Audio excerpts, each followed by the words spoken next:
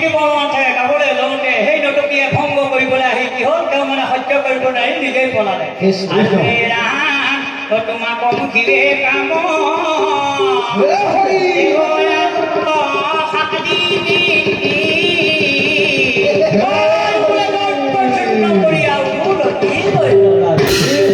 আৰু বোলে কপিল স্বৰূপে আৰু ভৰাই অৱতাৰ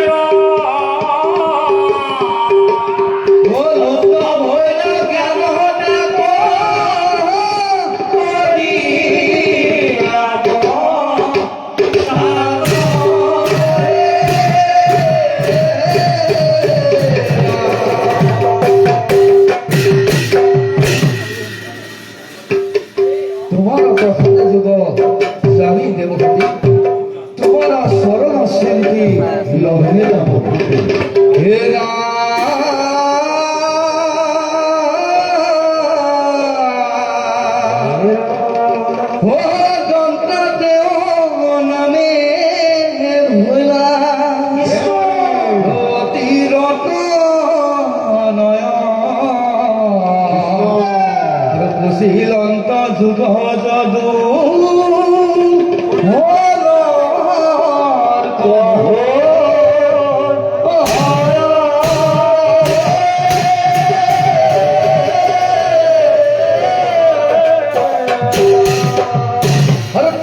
ৰাজা কইলা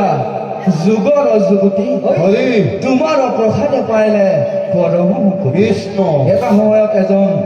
দন্তাত্য নামে লিখি আছে তেওঁ ভগৱানৰ আজি ঠিক আমি তেৰাসবৰ গৃহত আহি আদ্য শ্ৰাদ্ধ উপলক্ষে নাম শ্ৰৱণ কীৰ্তন কৰি আছো সকলো একত্ৰিত হৈ ঠিক সেই সময়তো দন্তাত্য লিখিয়ে ৰজা প্ৰজা সকলোকে লগত লৈ হৰিনাম শ্ৰৱণ কীৰ্তন কৰি আছে আৰু তেওঁ শ্ৰৱণ কীৰ্তন কৰি থাকোঁতেই কোনটো যুগত কি কি হ'ব তেওঁ এনেকৈ বিতান্ত দিছে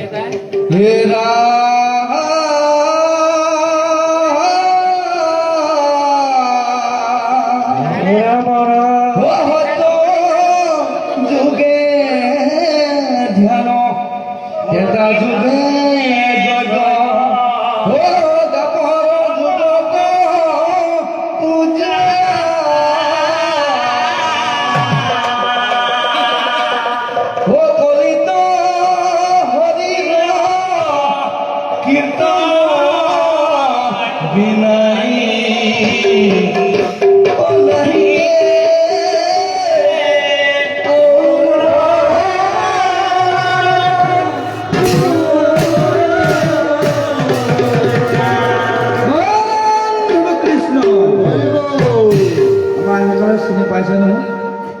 মই পাই বহুত হৰি কীৰ্তন শিকাইছিলোঁ আপোনালোকে চাগে তেতিয়া দেখি নাই পোৱা হ'ল নহয় সেইজন দেই আগতে ডাঙৰ ডাঙৰ চাকৰি কৰিছিলোঁ কি ক'ব সেই চাকৰিখিনি বাদ দি দিলোঁ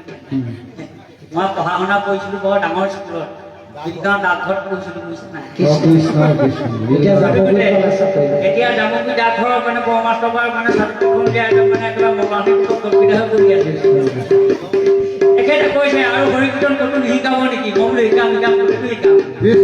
এতিয়া কৈছোঁ শাস্ত্ৰৰ উত্তম কিতাপ ভাগৱতৰ ধৰ্ম উত্তম ৰখা তাৰপিছত উত্তম ছয়পুতি খেলখন লৈ য'তে ত'তে বহি থকা সেইগতিকে তেওঁ মানে মোৰ পৰা অভ্যাস কৰিছে সেইকাৰণে শনিবাৰ আহিলে মই বজাৰতে বহাই দিম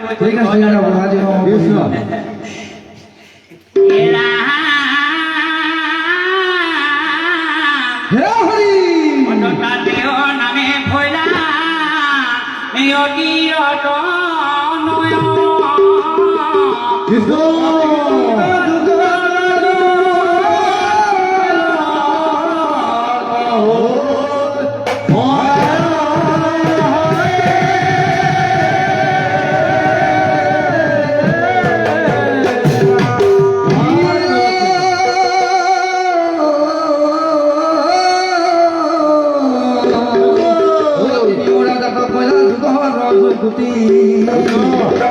তোমাৰ প্ৰসাদে পাইলা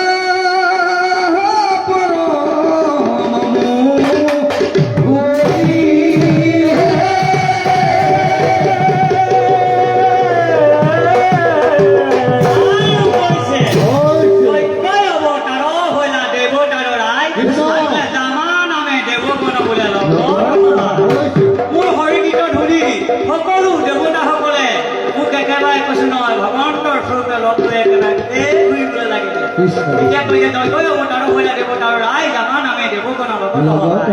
আৰু বোলে স্বয়ং মোৰ মনুৰ অধীনত তুমি হৰি জগত আছিলা বিষ্ণু আৰু বোলে পুত্ৰ ভৈনা নাভিৰৰি সভ নামে তুমি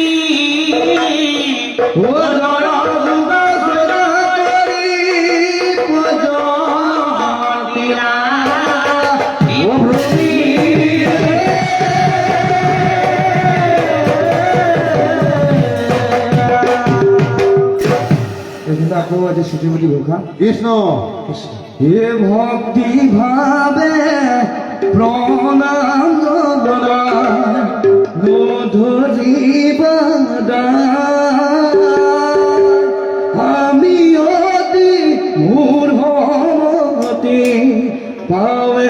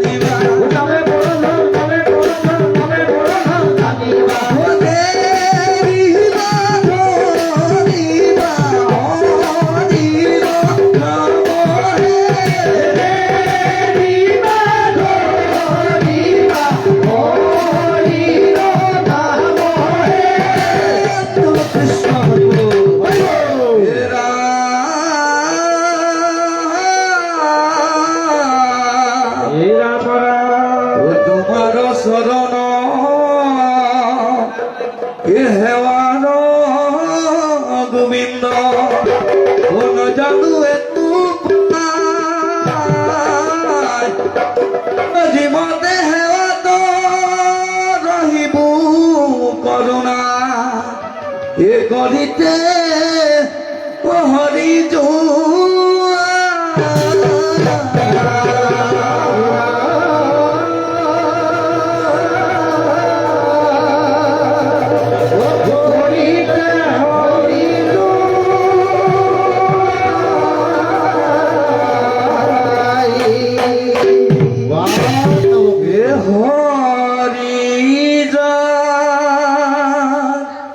হৃদয় মাঝে ও কি করিব পারে বান্ধ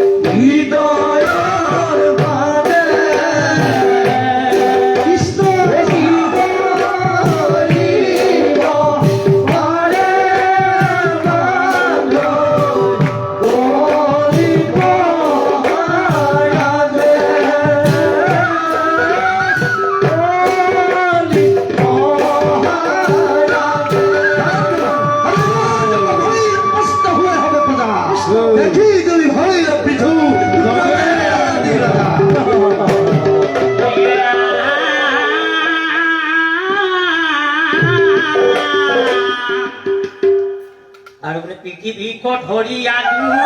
কিনা খড়গৰ অজগতকে ব্যাপিল তোমাৰ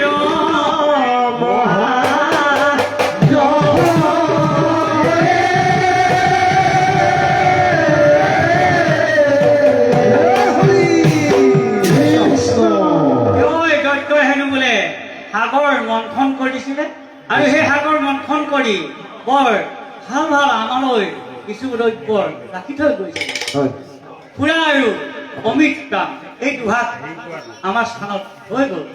সেয়েহে কৈছো যে সাগৰ মথনি অমি তৰ ঘট ধৰি আৰু বোলে ধনন্তৰী নামে হ'ব। এতিয়া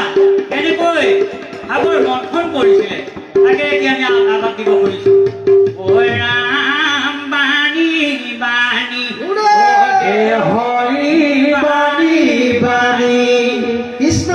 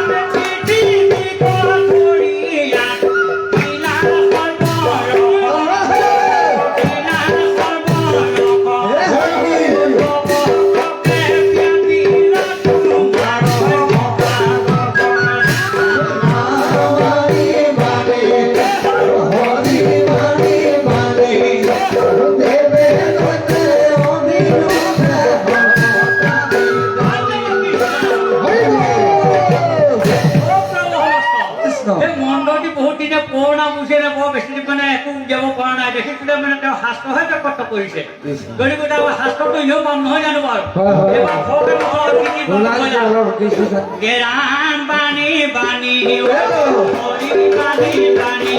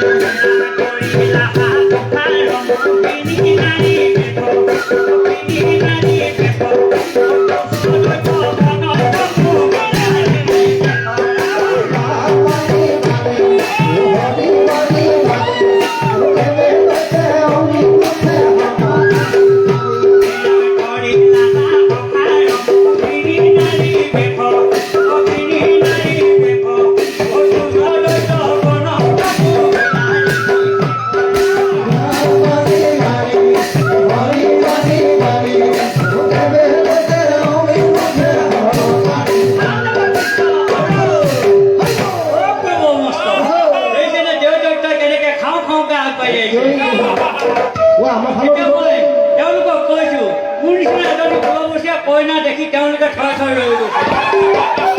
এতিয়া কেনেকৈ মই কইনা হৈছো এই শাস্ত্ৰই কৈছে ধৰিলা সংসাৰৰ মোহিনী নাৰী বেগ দুষ্ট দৈত্য গণক মহিলা ৰেখিকে কামবোৰ আহিকি দেখিয়ে হেনো তেওঁ ঢপলিয়াই আহিছে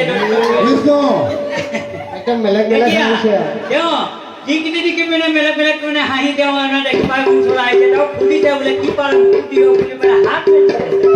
এতিয়া মই এওঁক আগেই দিছোঁ আৰু বোলে ভকত দে ভক প্ৰাণ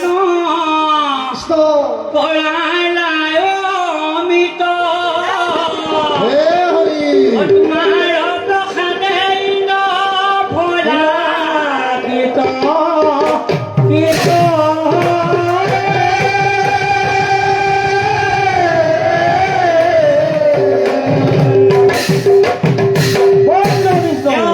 কি দিলো এতিয়া লাহেকৈ তেওঁ এতিয়া মানে ধৰ্ম খাইছে গম পাইছে নে তেওঁক মই খোৱা খুৱাই দিলো এতিয়া আৰু অকণমান যা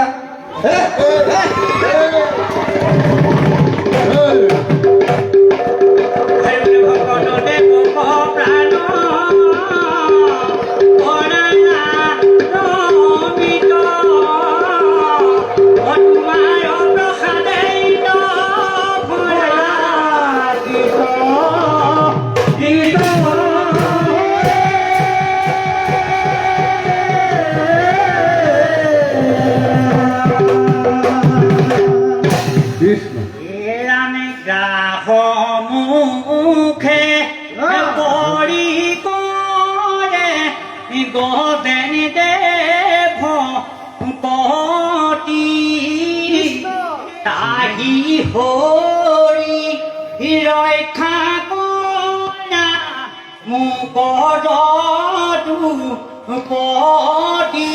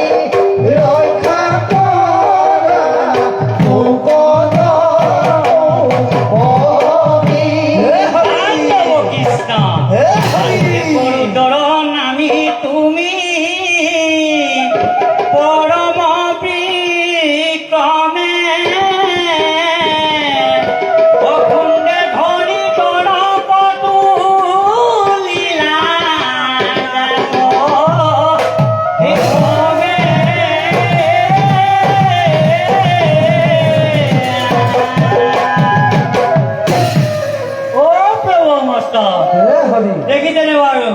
এই ভক্তজনে মোক কাটৰে জনাইছে যে হে প্ৰভু ৰক্ষা কৰা কিন্তু মই দৌৰ মাৰি আহি কোনোমতে তেওঁক উদ্ধাৰ কৰিছো। মই ভাবিছো যে এইখিনি বৰষুণৰ বতৰ ক'ৰবাত বোকাত লাগি ধৰিলে দেহি ঐ নহয় এওঁলোকৰ ডাঙৰ মানে দুৰ্ঘটনা ঘটি আছে। চকা ফচিলে নেকি? চকা ফচিলে। এওঁ আছিলে বুজিছেনে সেই আগতে আছিলে বিষ্ণুদেৱৰ সৰ্পণ কীৰ্তন কৰি আছিলে। এওঁৰ নাম থৈছিলে ইন্দ্ৰদৈম্য। কি কহন এই ইন্দ্ৰদৈম্য যেতিয়া নাম থৈছিলে এখেতৰ ওচৰত অগস্তি মুনি পঢ়ুৱাই দিছিলে। অগস্তি মুনি দিছে একেবাৰে গোটেই ফকৰীয়া বুজিছেনে বস্ত্ৰহীনতাৰ তেওঁ একেবাৰে যেন তেনে দেহাতি ঢাকি ৰাখিছে। তেতিয়া কৈছে এইখিনি ৰজা বজাখিনি আঁতৰত থাকিলে এই ফকৰীয়া ব্যক্তিজনক ওচৰত বহাই দিলে। মানে অহংকাৰ স্বৰূপ কৰাৰ কাৰণে সাপ দিলে। সেই সাপত তৎকালীভাৱে ঠিক কৈ ফুৰিছে যে মুটকাৰো শক্তি দদাল কোনো নাই গছ বন কিনো আনি লতা সবাকে ধ্বংস কৰিবলৈ লাগিছে এইখিনি কৰোঁতে তেওঁ পিঠা লাগিলে তাৰমানে পিয়া লাগিলে তেওঁ তেতিয়া পানী পিয়া ক'ত খাবলৈ পাম লৈ মানে কাবো দাবুকে বিচাৰোঁতে দয়াঙতে পানী খাবলৈ নামিছিলে বুজিছেনে দয়াঙৰ নামোতে কি হ'ল অতীত ডাৱৈটি পৰি আছে বৰ ডাঙৰ দুখত সেই বিতুমণিয়ে ব্ৰিটিছাৰৰ কাৰণে সৰুবৰ স্থান কৰি আছিলে তাৰমানে আমাৰ দয়াঙৰ পাৰতে সেই পিণ্ড দিয়া হৈছিলে তেওঁ গৈ কি কৈছিলে এইজন আছিলে সুহুৰি গন্ধৰ্ব ৰজাৰ এইজন আছিলে সুহুৰি গন্ধৰ্ব ৰজাৰ তেখেতে বিতুমণিয়ে ব্ৰিটিছৰ কাৰণে এই দয়াঙৰ কাষতে গৈ পেলাই নীতি কৰিছিলে তেওঁ মানে একান্ত স্বৰূপে তেওঁ ভগৱন্তক চিন্তা কৰি আছিলে তেওঁ গৈ মনে মনে ভয় খুৱাই দিছিলে হাঁহ বুলি বুজিছেনে এতিয়া তেওঁ চক খাই কৈছে যে তুমি যেনেকৈ হাঁহ বোলা শব্দটো দিলা তুমি খাবলৈ পাবা ইয়াতে তুমি আজিৰ পৰা গা হৈ পৰি থাকিব লাগিব এয়া তেওঁ মানে আজি দুয়োৱে উঠাৰ পাই এজনে কৈছে হে প্ৰভু মই বৈকুণ্ঠলৈ যাওঁ তেওঁ কৈছে হে প্ৰভু মই স্বৰ্গলৈ যাওঁ আগতে এইকেইটাই গৈ যিখন কৰি থৈ আহিছে আকৌ সিহঁতৰ পৰা পঠিয়াই দিওঁ নেকি বাৰু এইকেইটাই যদি মই পঠিয়াই দিওঁ আকৌ বিহু মাৰোঁতে মাৰিব নহয় জানো এতিয়া পুৰণা মানে এতিয়া নতুন আধুনিক বিহু মাৰিব নোৱাৰিব এইকেইটা এইকেইটা আকৌ আগৰ লক্ষ্য ধৰিলে কি হব এতিয়া কৈছে আৰু সতী গুটি ততে চতু ভূতৰ ৰূপ ভোলা সতী গুটি ততে চতু ভূতৰ ৰূপ ভোলা গলে বনমালা হাতে চাৰি অস্ত্ৰ লৈ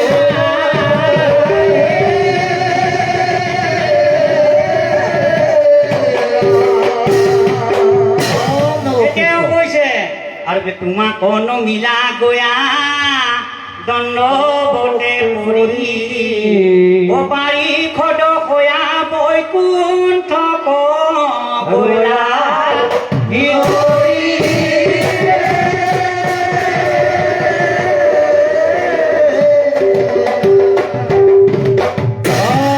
এগাৰজনক কৈছে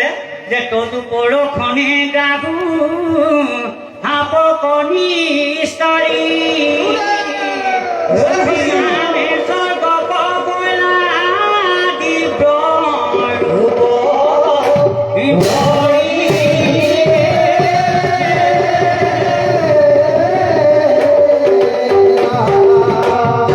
এজন বৈকুণ্ঠলৈ গলগে আৰু এজন স্বৰ্গলৈ গলগে তেওঁলোকে ঘোষাত আমাক কৈ থৈ গৈছে হে প্ৰভু দয়াময় কৰি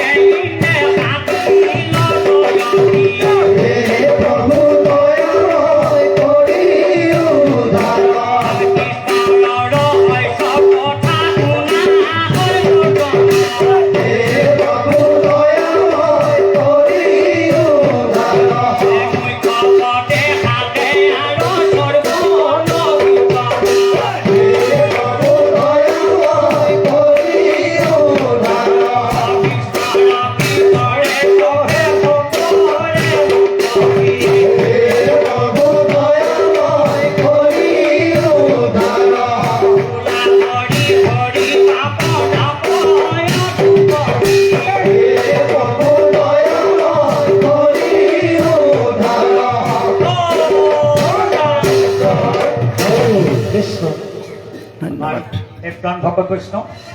খন্তে